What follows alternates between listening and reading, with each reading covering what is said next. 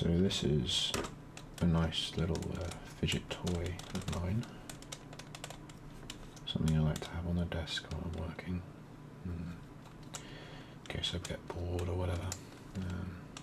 You might have heard of them before. There's a chance. It's a Rubik's Cube.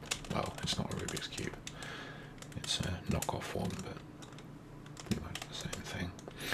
So, yeah. The idea, of course, is you move all the pieces around and you scramble them all up, and you know, rather predictably, I suppose, you have to put them back where they started. So, you know, I'm not qualified to explain how to do this, but I am qualified to start a new era in Rubiks cubing or whatever. And that's going to be, you know, people always want to solve them as quickly as possible. Well, I think we're gonna take a slower approach today. Now, you know, this isn't. I'm not going to be doing a tutorial. I'm not really capable of explaining why it works, but if you do the right things, you'll end up with a new solved cube, and I'll show you that today. So to start with, we want to try and finish a face. And to do that, we need to make a cross on one of these faces. Now, if I look at all these faces, see this red face here, it's got 3 lined up like that. And this edge, and this edge, they're lined up too. So that means we're already half the way there. We just need to get the right piece in here, and the right piece in here. So there's one of those guys. Turn them down there, spin them around, put that guy back, and off we go. Boom. It's that easy. So this guy needs to get back here. So we'll just pop that back in. There we go. Now we've got the face, and you might think, oh look, 2 corners are in, but they're kind of in the wrong place. So you see how that's green and yellow? It's got to be over here, between the green and yellow one. So pop that up there. There we go.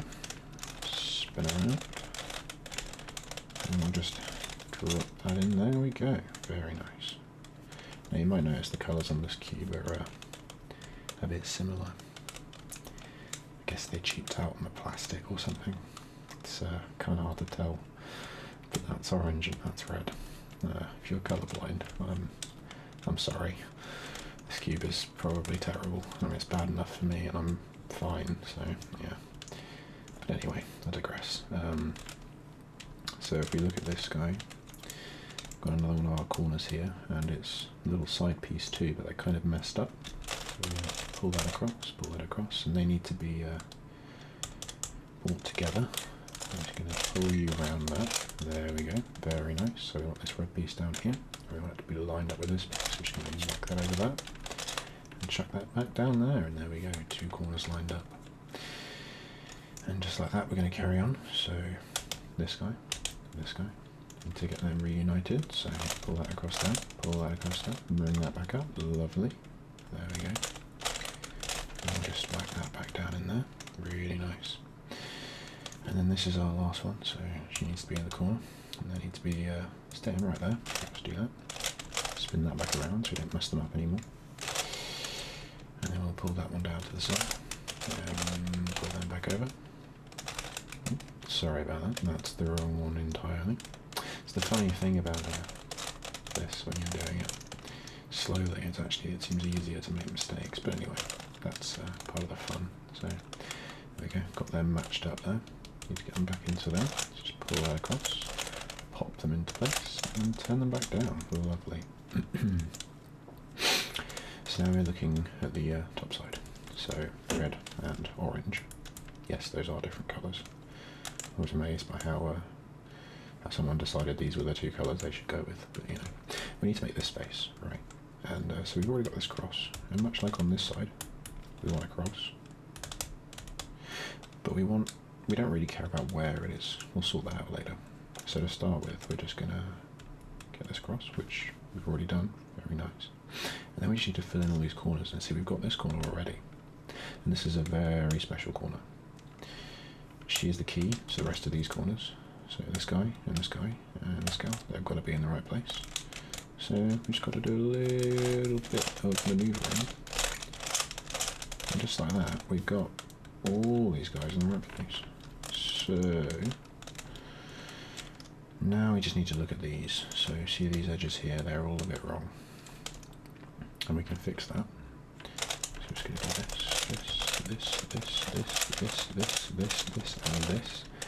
And don't worry if that didn't make any sense to you. It didn't make any sense to me either. But, you know, that's just how it goes. It's weird. It's not really a brain thing, solving this. You just have to remember some steps, and it all kind of comes together. But I think it can sound quite nice, and it's quite therapeutic to go through doing it. Of course, if you do it at full speed, it's a bit more clacky, and I'm not exactly fast, so I won't do that. Don't worry, I'll spare both of us the embarrassment. So anyway, we've just got these three pieces now out of the way. So they need to be over there, they need to be there, and they need to be there. So we just need to spin them all around. Now, this one almost makes sense to me. We're going to rotate this guy around, whack that one across, bring them both down, spin them around, bring them back up, and just like that. It's a solved Rubik's Cube. Well, a solved knockoff Rubik's Cube. Same process applies for a real one, actually. Yeah, it's not too hard to do, really, once you remember a few steps. Now, I'm not going to try and explain how to do that any better than I have done. It's not really the aim of the video, just to, you know, give you something to look at. That might be interesting. And of course, if you want to mess around with it, get yourself a Rubik's Cube. You know, maybe you could work out how to solve it. If you work out how to solve it yourself, you are a better person than me, because I gave up and just looked up the tutorial. And I kind of, you know, went through and did a couple of the improvements to it that you're supposed to do.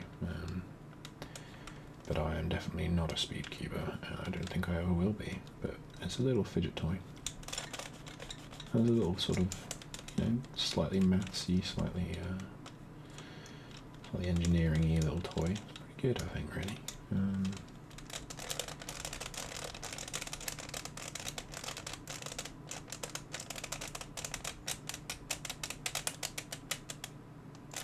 It does make some weird sounds. I'm not sure if they're nice or not, to be honest.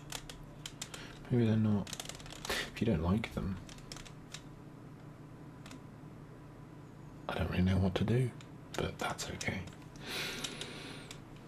I quite like them. It's quite relaxing. And then when you're done, you know, you can do this little thing. Just put all these around. And here is the most unlucky dice in the world. It can only roll a 1. Yeah, so if you ever need a critical fail, there you go. So yeah, this is just a short thing. You know, just something to pass the time over a lunch break. I might make another video at some point. I might not. Who knows? It's exciting to be unpredictable.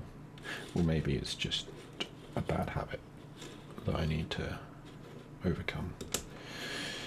Who knows? So, thanks for watching. And yeah, I guess that's it, ladies and gents. So, yeah. Ta-ra.